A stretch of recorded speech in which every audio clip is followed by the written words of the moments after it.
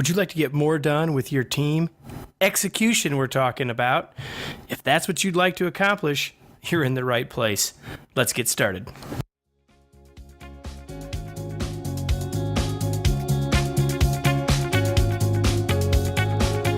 Welcome to the Remarkable Leadership Podcast. We're here each week to talk about leadership, teamwork, organizational culture, and human potential with experts from every walk of life. Our goal is to help you become the remarkable leader and human being you were born to be. Your host is Kevin Eikenberry, thought leader, best-selling author, coach, trainer, and consultant to leaders for nearly 25 years. If you like this show, you will love our free video course, 20 Days to Remarkable Leadership. You can learn more and sign up at remarkablepodcast.com/20 days. And here's Kevin. Today, our guest is Stephen Lynch. Stephen is the head of strategy and consulting at results.com, which is a business productivity software platform. The software helps small to medium-sized companies create and execute their strategy, track projects and metrics, collaborate in real time, run more effective meetings to hold people accountable for results. That sounds pretty good to me. Stephen is a Kiwi who is based in San Francisco. He's written articles published in The Economist, and he's here in part because he is the author of the award-winning book, Business Execution for Results, a practical guide for leaders of small to mid-sized firms. Stephen, welcome. Hello, Kevin. It's a pleasure and a privilege to be here. So I think, Stephen, you are my first New Zealander, however you say that, to be a guest. So I'm especially glad that you're here, and I'm glad for us to dive in. Now, I know that your book is about business execution, and we're going to get there. And I mean, so for all of you listening, if you want to get more accomplished in your business, you're in the right place. That's why I'm here. But you have a unique personal story too, Stephen, and I'd like to start there. You were Mr. New Zealand in 1993. Is that true? Yes, I was. Hard to believe when you look at me now, but it's absolutely true. Well, none of us are looking at you, so that's okay. I don't have to look at you to know that you're probably in better shape than I am. But I'm curious. We're here to talk about business execution, but you don't achieve a goal like that without learning something. So what did you learn about execution or implementation from achieving that goal? Yeah, it's a really good question. I guess I had to figure out what my strategy was going to be to win a bodybuilding competition, and then make sure that I put in place the right habits that I could execute on every day, every week, every month in order to achieve my goal. So it was a great exercise in goal setting, self-discipline, and working towards a strategic long-term aim. Yeah, and I'm not going to ask because it's kind of personal, but I'm sure you had a really clear purpose as to reason that why you wanted to reach that goal. Yes. Yeah, I'd started competing in bodybuilding just because the people in the gym said, "Hey, you should do this. You look like you'd do well," and I had a notion that perhaps I could win Mr. New Zealand. I set myself the goal of doing that. I gave myself 5 years to achieve that goal, and I just wanted to see how far I could take it. And achieving that outcome was my big, hairy, audacious goal.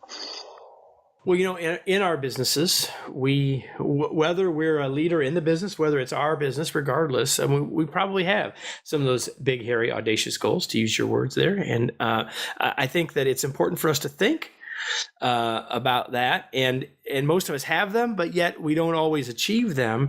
And so because you're Mr. Execution, I want to talk about that today. And I think there are three real big things that you talk about that I'd like us to talk about together. And the first one, people might be surprised that this is one of the things that, as a guy talking about business execution, that you talk about. You talk about the importance of core values.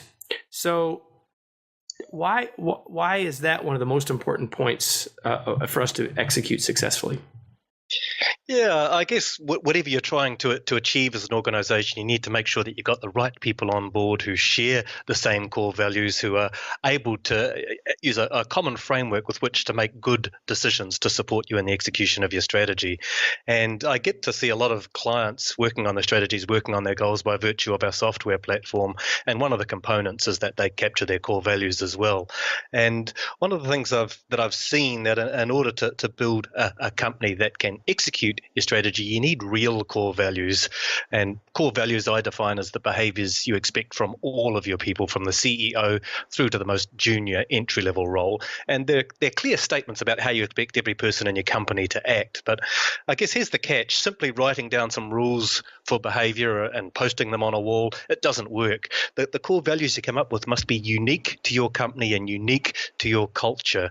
And I see many companies use vague, generic, aspirational words and statements. And these things don't drive behavior. They don't create a culture. And what you need is real core values. And by that, I mean the most successful companies that I see in our client firms, their core values are unique to them and they're really quirky. In fact, the quirkier, the better. The more unique they are to that organization, the stronger the cultures they seem to have. So, okay, that's interesting. So the question I was going to ask, I'm going to hold off. I'm going to ask, so can you give me, you don't have to give us the name of the company, but I'd love to, do you have an example of one that's, you would say was really quirky that people might find interesting? I've got lots of them, but there's one that always springs to mind, and they're a third-generation painting firm. They're far and away the market leaders in their city. They've been in operation for more than 100 years, and one of their core values is this: 3 coats of paint means 3 coats of paint.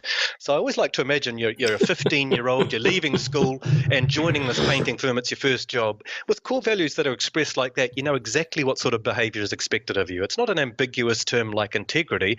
The phrase 3 coats of paint means 3 coats of paint. It's a clear statement that reminds everyone not to cut corners, and it reminds them about what really matters. And it's a clear indication of what the culture is like at this company. And all of their core values are phrased similarly. So now, I'm glad I asked that. So, and that's going to be stuck in my head now, Stephen. But I'm also curious because, as a consultant, I've had lots of people talk about value statements and all those sorts of things, and people's eyes glaze over, not because they don't agree with the importance, as you've described, but because, like, how do we do it? Like, can you take a couple minutes to talk about your advice about how to create them?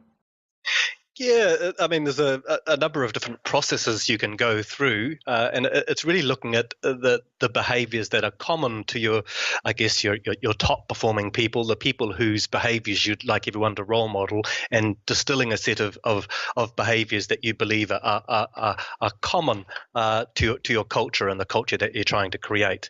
But I always put anything that companies come up with through what I call my core values tests, and there's 4 of them. And in order for it to qualify as a core value, my test 1 is: would you actively confront a colleague if they weren't demonstrating this behavior? That's test 1. Test 2, are you willing to spend or forego money to emphasize the importance of this behavior? If not, it's not core, it should go. Test 3, are you prepared to have everyone graded on how well they live this behavior? If not, it's not core and it should go. And test 4, would you be willing to fire a person if they could not demonstrate this behavior consistently? And they need to pass all of those 4 tests for them to be considered core to your company, core to your culture. So, everybody that's watching or listening, while you're working out or whatever, I'm going to say them again. I think I got them all, Stephen. And if you're sitting down, everybody, you ought to take notes on this. And you just got enough. We could stop this podcast now because that's enough. Those 4 criteria. Would you be willing to confront it in a colleague, right? If they're not doing it, are you willing to spend money or invest money or forego money to get it? Yes. Let's see. Would you be willing to have everyone graded on that? And would you fire someone if they're not exhibiting it? Did I get them all? Yes. All right. Awesome. So I really appreciate that. I was excited to talk about that topic because, again, most everyone, Stephen, now an American phrase, motherhood and apple pie about core value. Yeah, you got to have them. But you've put some real meat around it. And I love you and I are in agreement about talking about it, about behavior. So I think that's fantastic. So the next key piece for you in your work around execution is strategy. And you've used that word several times already in the 7 or 8 minutes that we've been talking. So talk to me about strategy and its importance for execution.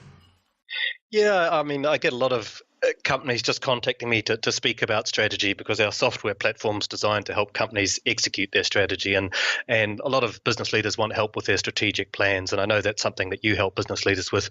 What I find is that most companies that speak to me, they don't really understand what strategy is. They confuse goal setting with strategy. Now goal setting is important, but goal setting is not strategy.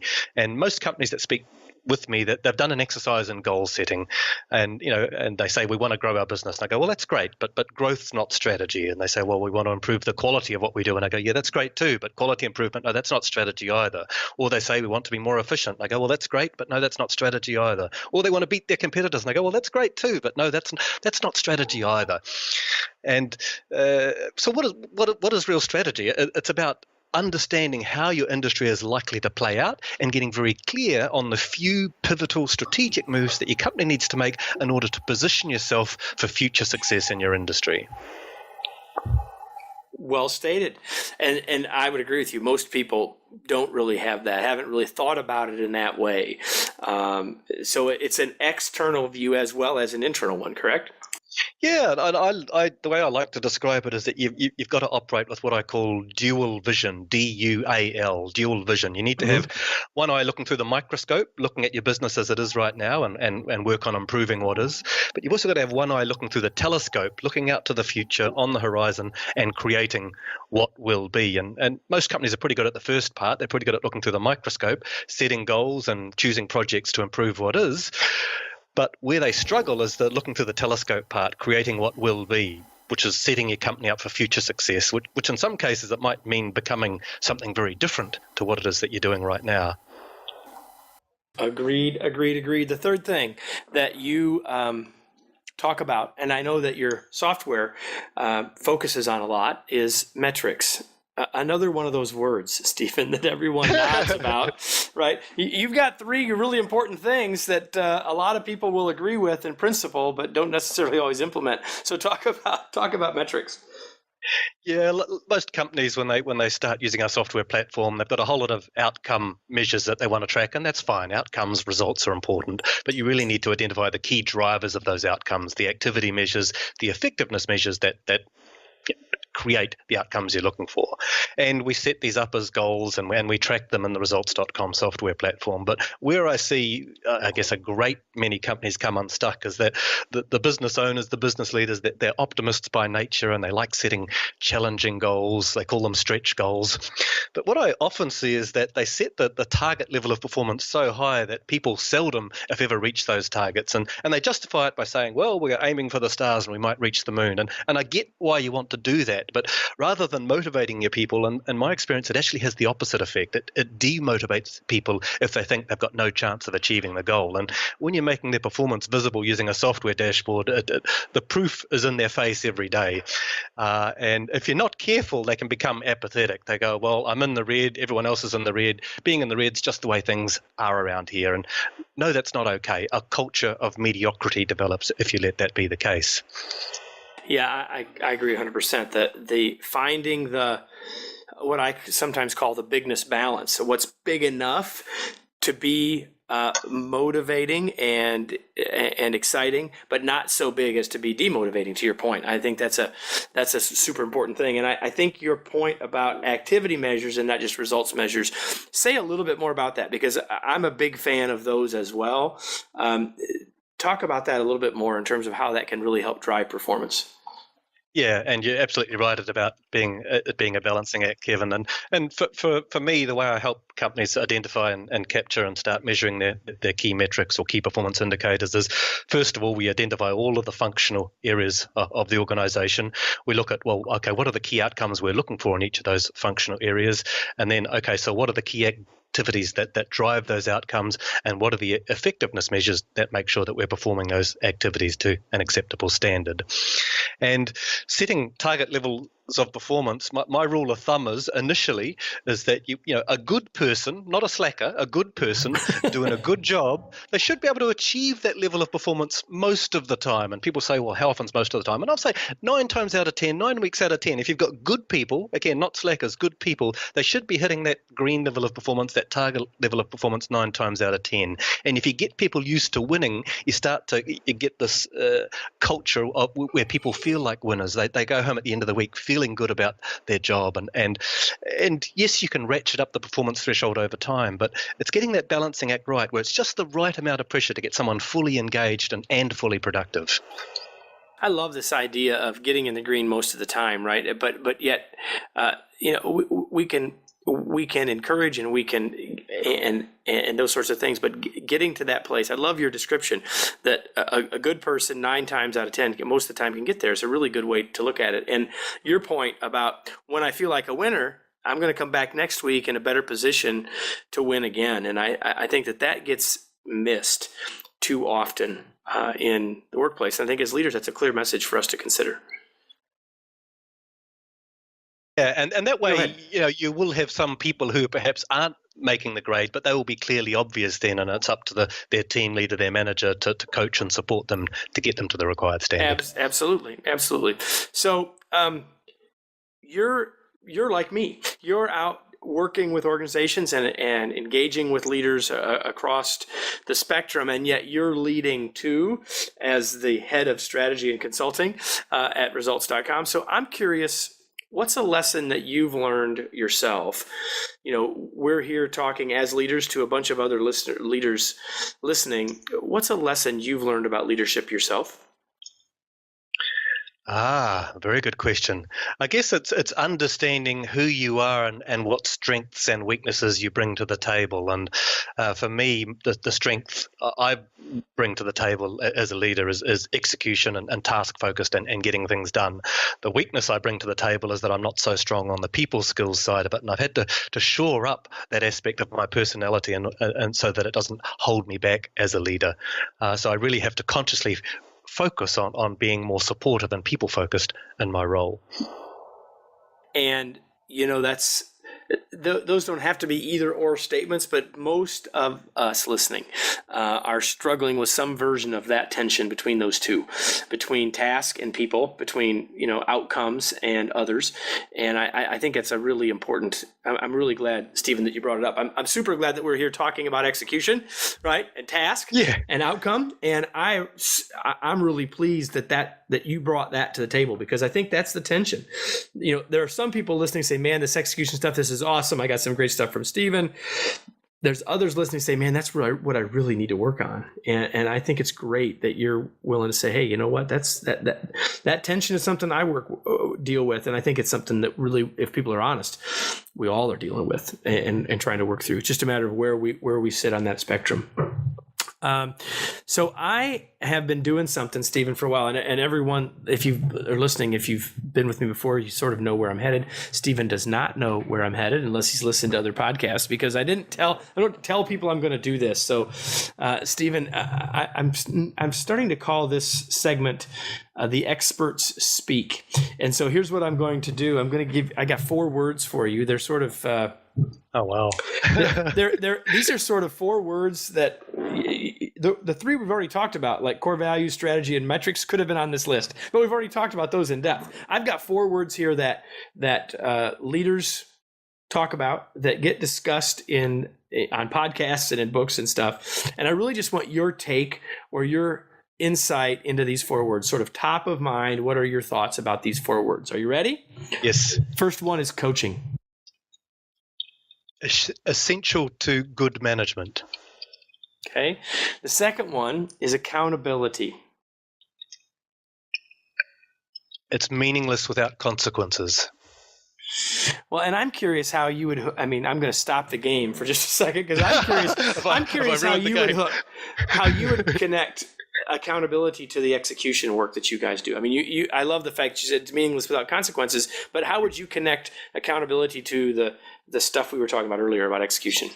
I guess our results.com software, it's designed to help track and drive performance, and where people are performing well, you want to make sure that you recognize, praise, and acknowledge their good performance. But where people are not performing well, you need to coach and support those people, and the software will clearly highlight who needs help and support.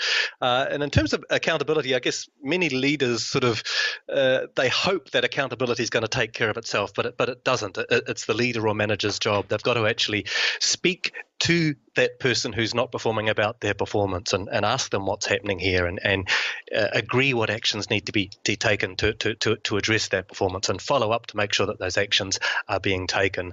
And I call it weeding the garden. For me, accountability is all about weeding the garden, and I liken poor performance, whenever you see it, as being like a weed growing in your garden. And weeds are easy to deal with if they're small and they're not too many. You can pull them out and keep your garden looking good. But if you ignore them and think they're going to remove themselves, they won't. And poor performance is just the same. It won't fix itself. If you're a leader, you're a manager, it's your job to discuss performance with your people, hold people accountable for meeting their agreed standards, and pull those weeds out each and every week. And it's a discipline, but there does have to be consequences for poor performance. And that consequence is the manager's going to actually say, oh, Stephen, what's happening here? Okay, what can we do to improve this? How can I support you? And follow up each and every week until the required standard is reached.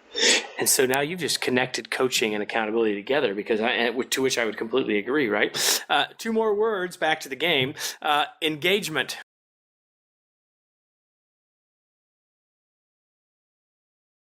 Ooh, more than just doing your job. It's about being inspired by the purpose of a company. It's a reason for getting out of bed in the morning beyond simply earning a paycheck.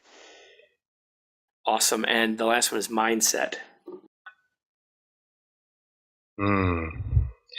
I guess I'll go back to something I've read. It's about developing a growth mindset in yourself and in your people. Yeah, I agree. So thank you for playing along. And for all of you listening, especially if this is your first time, but even if it's not, I encourage you to think about words like this that I use. And oh, by the way, if you're listening and you'd like me to throw other words at experts in the future, drop me a line, because I'm always looking to use this as a way to sort of engage conversation. So Stephen, thank you for playing on that. I appreciate it. Now I have a much easier question for you. Okay? A much easier question. And that is, I like to talk to smart, engaging, accomplished people who are clearly interested in their work, to also ask them what they do for fun. So what do you do for fun? I still train. I'm no longer a competitive bodybuilder, but I still train 4 days per week. I do yoga 3 or 4 days per week. I still eat healthy food. I consider that fun. There you go. I guess it all depends on what food we would count as healthy as to how much fun that'd be for me. I probably don't do that as well as you do. So the other thing that I like to ask smart people all the time, and once I decided to do this podcast, I thought this would be the perfect way to do it for others' benefit as well. So what are you reading, or what's something you've read recently that people might find interesting, or that you found interesting? A book I just read recently, it's called Anti-Fragile by Nicholas Taleb. He also wrote the book Fooled by Randomness, talking about black swan events. But I really like this book, Anti-Fragile, which I guess if I was to sum it up in one line, it's what doesn't kill you makes you stronger. But it's about, it's really hard to predict the future. You just got to make sure that you're prepared for the worst case scenario, so that if you know that you can survive that, you can then begin to place strategic bets around what you can do to succeed and grow. Perfect. So we've talked a little bit throughout the course of the time about your work and about the software that you all have created at results.com. But where can we learn more about that, and more about you and the work, et cetera, and the book? Tell us, people, how they can get a hold of you, learn more. Yeah, results.com. I guess the URL is easy to find. It's a software platform that helps small to medium-sized businesses to create their strategic plans and supports them to execute their strategic plans. It's a productivity software platform for small to medium-sized businesses. So, Stephen, when you say small to medium, give listeners a bit of a range of what you're saying there. Most of our clients sort of are between that sort of 20 employee to 100 employee sort of bracket. That would be where most of them sit. Perfect. So everyone, you've had the good fortune now of listening to Stephen, his wisdom, and his awesome accent for 23 minutes. And my question to you is the same as it always is, and that's now what? In other words, what are you going to do as a result?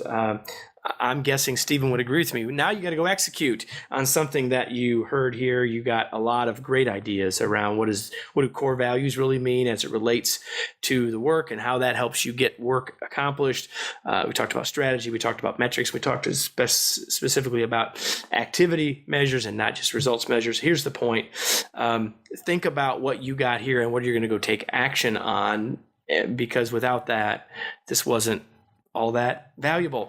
And so I encourage you to think about action and think about next steps and answer the question, now what? So everyone, if you've enjoyed this episode, I hope you'll listen to others and subscribe to wherever you're listening from so you can get all of the future episodes and the past ones too. And if you want to be on the inside, some cool stuff we're doing on our LinkedIn page, you can go to the Remarkable Leadership Podcast LinkedIn page. And that's at Remarkable. You can find that easiest at remarkablepodcast.com/LinkedIn. Stephen, thank you so much for joining us and investing part of your day from San Francisco to join us and have this conversation. I really appreciate it. Thank you, Kevin, and thank you for the great work that you and your team do. All right. So everybody, thanks for joining us. Look forward to visiting with you soon on the next episode of the Remarkable Leadership Podcast.